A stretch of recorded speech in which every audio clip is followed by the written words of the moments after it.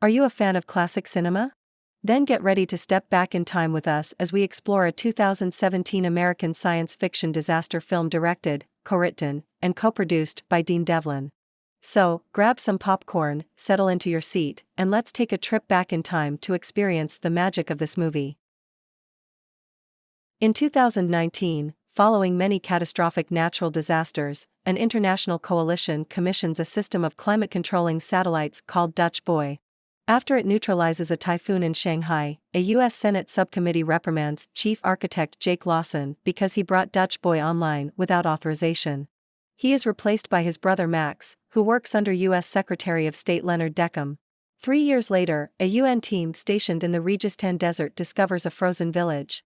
Mahmoud Habib, an Indian engineer working on the International Climate Space Station, ICSS, copies data from the satellite responsible for Afghanistan onto a hard drive before he is killed in a supposed accident. After convincing U.S. President Andrew Palmer to conduct an investigation, Max persuades Jake to go to the ICSS to investigate. In Hong Kong, a satellite severely increases city temperatures and causes fire whirls and the collapse of multiple buildings. Jake arrives at the ICSS to examine the malfunctioning satellites, which were damaged and their data erased. He works with station commander Ute Fassbinder and her crew, consisting of engineer Ian Iadissa, systems specialist Duncan Taylor, technician Al Hernandez, and security officer Ray Doucette. They recover the hard drive but hide it from the crew, suspecting a traitor. Examining the data leads to the discovery that a computer virus has been introduced, causing the malfunctions and has wiped out the login access of key senior people to the satellite. Suspecting Palma is using Dutch Boy as a weapon, Jake tells Max he needs to reboot the system to eliminate the virus, requiring the kill code held by Palma. The ICSS staff neutralize malfunctioning satellites by deliberately knocking them offline via collisions with replacement ones. Back on Earth, Cheng Long discovers that he and Max have lost login access and warns Max of a global cataclysm known as a geostorm if the malfunction continues. Cheng is pursued to Washington, D.C. by a team of rogue government agents, who kill him in a traffic incident, but not before he says Zeus. Discovering Project Zeus simulates extreme weather patterns to create a geostorm, Max enlists his girlfriend, Secret Service agent Sarah Wilson, to acquire the code. During this time, the ICSS team loses control of all operations as the virus initiates the self-destruct program.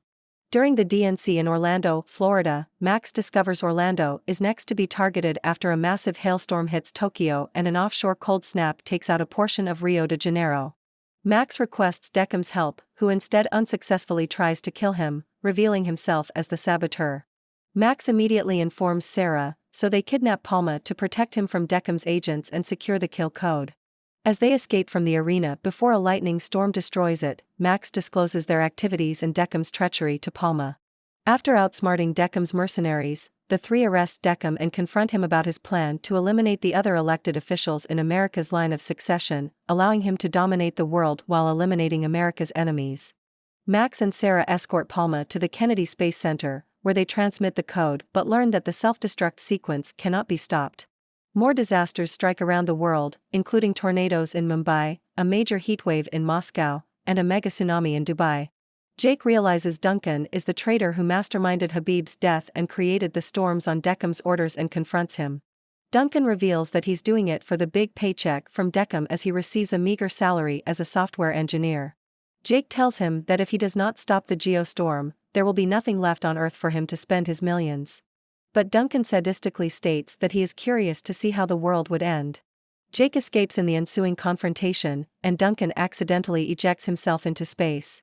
As the crew evacuates the station, Jake and Ute stay behind to ensure the systems reboot, eliminating the virus and transferring satellite control to NASA, thus preventing the geostorm at the last second.